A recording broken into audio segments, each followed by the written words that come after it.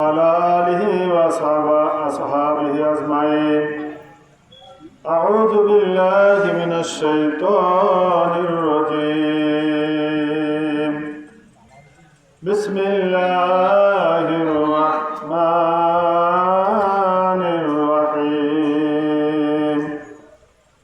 ألف لام را.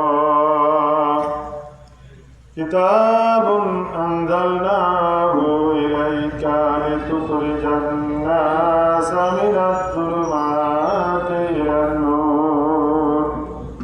الآخر الآية. وقال رسول الله صلى الله عليه وسلم: لا يؤمن أحدكم حتى أكون أحب إليه من والده وولده والناس أجمعين. উপস্থিত আজকের এই ৬ নং সাতমারা ইউনিয়ন কর্তৃক আয়োজিত সিরাতুন নবী সাল্লাল্লাহু আলাইহি ওয়াসাল্লামের সম্মানিত সভাপতি ও উলামায়ে কেরাম ও প্রধান অতিথি এবং আমার সামনে উপবিষ্ট দিনদার ইমানদার মুসলমান ভাইরা, সবার প্রতি আমার সালাম থাকল। আসসালামু আলাইকুম ওয়া রাহমাতুল্লাহি ওয়া বারাকাতুহু। আপনারা কেমন আছেন? আল্লাহ রাব্বুল আলামিনের দরবারে আমরা লাখো কোটি শুকরিয়া জানাচ্ছি যে মহান আল্লাহ রাব্বুল আলামিন আজ 12 রবিউল আউয়াল উপলক্ষে আল্লাহ রাব্বুল আলামিনের প্রিয় হাবিবের জীবনী আলোচনা করার জন্য প্রকাশ্যভাবে আমরা দ্বীনের কথাগুলি তথা কোরআনের কথাগুলি আমরা জনসমক্ষে বলতে পারতেছি। এজন্য আমরা সর্বপ্রথম সেই মহান মুনিবের দরবারে আবারও শুকরিয়া জানাই, বলি আলহামদুলিল্লাহ।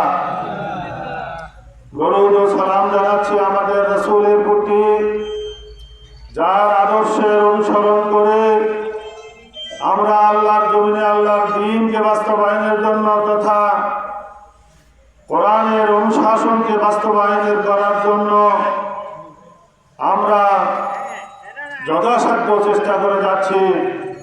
সেই নবীর প্রতি আমরা দরুদ ও সালাম জানাই সাল্লাল্লাহু আলাইহি ওয়াসাল্লাম।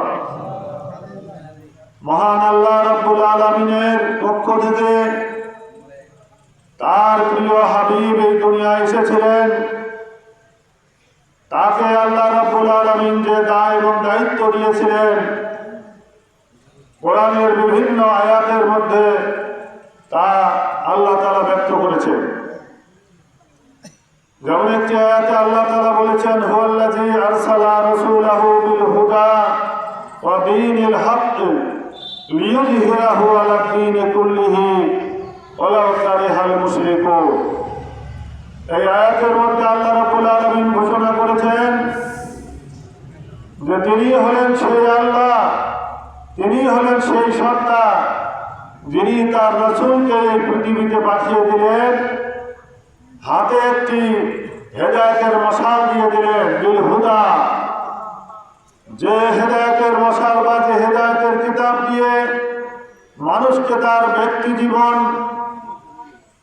পারিবারিক জীবন, সামাজিক জীবন, অর্থনৈতিক জীবন, রাজনৈতিক জীবন, আন্তর্জাতিক জীবন, জীবনের সর্বটি জায়গায় সুন্দর ও সাবলীলভাবে জীবন পরিচালনার নিয়ম ও পদ্ধতি তিনি জানিয়ে দিন।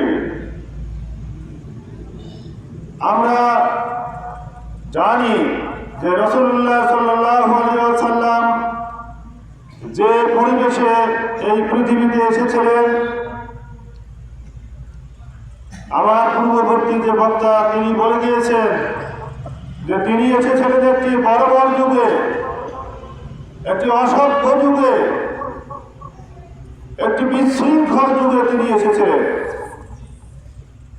তিনি যে সময় দুনিয়ায় এসেছিলেন, মানুষের অধিকার বলতে তখন কোনো কিছু ছিল না।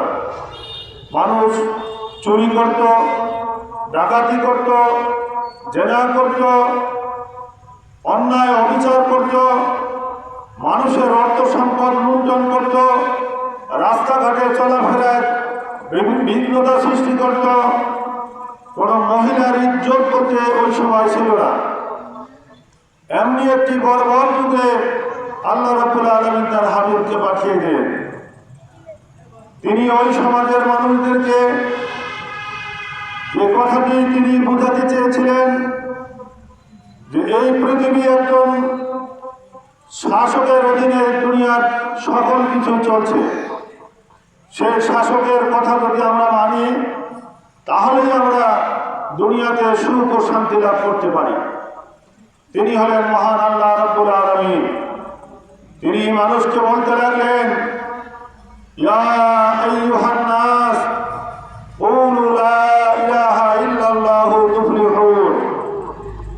হে পৃথিবীর মানুষেরা, তোমরা যদি এক আল্লাহর কথা মেনে নাও, অসংখ্য ইলাহকে পরিত্যাগ করে কাবা ঘরে তোমরা যে 360টি মূর্তি ঢুকে রেখেছ, সেগুলিকে বাদ দিয়ে যদি এক আল্লাহর ইবাদত করতে পারো তাহলেই তোমাদের জীবন সফল হবে। আল্লাহ নবী এভাবে মানুষকে বলতে লাগলেন, কুলু লা ইলাহা ইল্লাল্লাহু তুফলিহুন। তোমরা সকলে বলো যে এক আল্লাহকে মেনে নেব, এক আল্লাহর বিধান মানব এবং তার রাসূল জানিয়ে এসেছেন তা আমরা গ্রহণ করব। আল্লাহ তাআলা সূরা হাশরের মধ্যে বলেছেন, খুযু মা আতাকুমুর রাসূলু ওয়া মা নাহাকুম আনহু ফান্তাহু। আল্লাহ তাআলা বললেন যে তোমাদের রাসূল তোমাদের কাছে যে জিনিস নিয়ে এসেছেন তা তোমরা গ্রহণ করো, আর তোমাদের রাসূল যে সমস্ত জিনিস করতে নিষেধ করছেন, খাইতে নিষেধ করছেন, গ্রহণ করতে নিষেধ করছেন, তা থেকে তোমরা দূরে সরে থাকো। তাহলেই তোমরা তোমাদের জীবন ভালোভাবে জীবন যাপন করতে পারবে। আল্লাহ তাআলা কোরআনে এই জন্যই বলেছেন যে আল্লাহর কথা এবং রাসূলের কথা যারা মেনে নেবে, ইন্নাল্লাযীনা আমানু ওয়া আমিলুস সালিহাতি লাহুম জান্নাতুন তাজরি মিন তাহতিহাল আনহার। বলছে যারা আল্লাহর কথা যারা মানবে, রাসূলের কথা যারা মানবে, আর ওই অনুযায়ী যারা জীবন যাপন করবে, তাদেরই জন্য পরকালে আল্লাহ রাব্বুল আলামিন জান্নাত তৈরি করে রেখেছেন। সে জান্নাতের তলতলি দিয়ে অসংখ্য ঝর্ণাধারা প্রবাহিত হবে। এই কথাগুলি আল্লাহ তাআলা তার হাবিবের মাধ্যমে সে যুগের মানুষদেরকে বলতে লাগলেন। সেই মানুষগুলি যারা অন্যায় অত্যাচার খারাপি কাজ করে জীবন অতিবাহিত করত, ওই মানুষগুলি কোরআনের ছায়াতলে যখন আসলেন তখন তাদের জীবন পরিবর্তন হয়ে গেল। তারা এমনভাবে জীবন পরিচালনা করতে লাগলেন, তাদের ভিতরে আল্লাহ ভীতি ঢুকে গেল। তারা সকলে চিন্তা করতে লাগলো, এই দুনিয়ার জীবনে জীবন নয়, এরপরে আরেকটি জীবন রয়েছে, সেই জীবনে এই জীবনের সমস্ত হিসাব কিতাব আমাদেরকে দিতে হবে। সুতরাং আল্লাহর কাছে হিসাব দেওয়ার অনুভূতি তাদের ভিতরে জাগ্রত হলো। যার কারণে ওই মানুষগুলি যারা চুরি করত, ডাকাতি করত, জেনা করত, ব্যভিচার করত, অন্যায় অবিচার করত, ওই মানুষগুলি এমন অবস্থা হয়ে গেল যে তারা মানুষের সম্পদের মাহারাদার হয়ে গেল। তারা নারীর সতীত্বের বা ইজ্জতের মাহারাদার হয়ে গেল। বহু ইতিহাস রয়েছে। রাসূলুল্লাহ সাল্লাল্লাহু আলাইহি ওয়াসাল্লাম যখন মদিনায় ইসলামী স্টেট কায়েম করলেন, তখন এক মহিলা রাত্রিবেলায় রাস্তা অতিক্রম করে যেতেছিলেন। হঠাৎ তিনি দেখতে লাগলেন যে এক যুবক তার সামনে আসতেছে। তিনি তার ইজ্জতের ভয়ে, তার আবরুর ভয়ে তিনি মাটিতে বসে পড়ে গেলেন এবং চিন্তা করতে লাগলেন, এই যুবক না জানি আমার ইজ্জতের কোনো হানি করে। কিন্তু দেখা গেল যে ওই যুবক যখন তার কাছে চলে আসলো, তিনি আসে তাকে বললেন, আম্মা জান আপনি কোথায় যাবেন, আপনি বলেন, আপনাকে আমি সেই নিরাপদ জায়গায় দিয়ে আসবো। তখন ওই মহিলা বললেন যে তুমি কে? যে ও বলল যে আমি একজন মুসলমান, আমি মুসলমান হিসাবে আমি একজন নারীর সতীত্বের পাহারাদার হয়ে গিয়েছি। আমি মোহাম্মদ রাসূলুল্লাহ সাল্লাল্লাহু আলাইহি ওয়াসাল্লামের হাতে হাত দিয়ে মুসলমান হয়েছি। বলেন সুবহানাল্লাহ।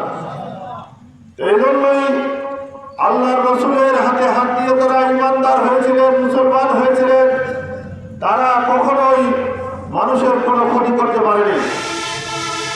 কিন্তু আজকে আমরা আমাদের এই প্রিয় জন্মভূমি বাংলাদেশে আমরাও মুসলমান বলে দাবি করি, কিন্তু আমাদের সামনে সম্পদের আমরা পাহারাদার হতে পারি না, আমরা ভক্ষক হয়ে যাচ্ছি। আমরা চুরি ডাকাতি জেনা ব্যভিচারে লিপ্ত হয়ে যাচ্ছি। আমাদের ভিতরে কি অভাব হলো যে রসুলের যে উম্মতেরা চুরি ডাকাতি ছেড়ে দিয়ে তারা ভালো লোকে রূপান্তরিত হয়ে গেল, আর আমাদের ভিতরে কি সমস্যা হলো যে আমরা আমাদের মুসলমানের ঘরে জন্মগ্রহণ করার পরেও আমরা সেই তাদের মতন চরিত্রবান হতে পারলাম না। এর একটি মাত্র কারণ হলো আমরা যে ঈমান এনেছি, এই ঈমানের ভিতরে আমাদের গলদ রয়েছে। আল্লাহ তাআলা বলেছেন, ফামান ইয়াকফুর বিত-তাগুতি ওয়া ইউমিন বিল্লাহি ফাকাদ ইসতামসাকা বিল উরওয়াতিল উসকা লা ইনফিসামা লাহা। আল্লাহ বললেন যে তোমরা যদি ঈমান আনো, ঈমানের পথে জীবনযাপন করতে চাও, তাহলে তাগুতকে বর্জন করতে হবে। আগে তাগুত কি জিনিস? তাগুত হলো সেই জিনিস যে ইসলাম প্রতিষ্ঠা হতে দিবে না, ইসলামী সমাজ আল্লাহর জমিনে আল্লাহর দ্বীন